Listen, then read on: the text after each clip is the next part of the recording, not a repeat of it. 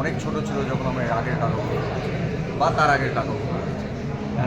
জেনারেশনকে আমার মনে হয় আমাদের যে শিশু সাহিত্য, যেটা আমাদের একটা খুব বড় একটা খনি বলবো, শিশুদের নিয়ে ছবি খুব কম হয়।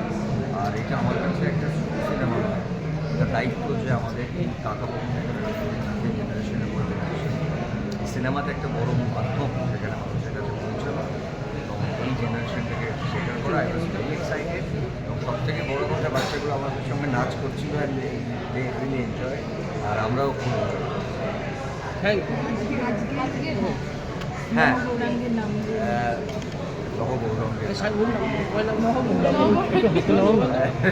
লহগৌরঙ্গ নাম রে।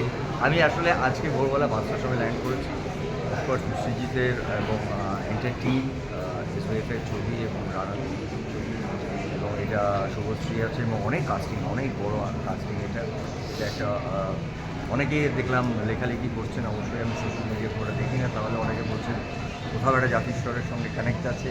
তো হ্যাঁ, মানে জাতিস্বর আমার জীবনে একটি কী বলবো অন্যতম কাজ, সেটা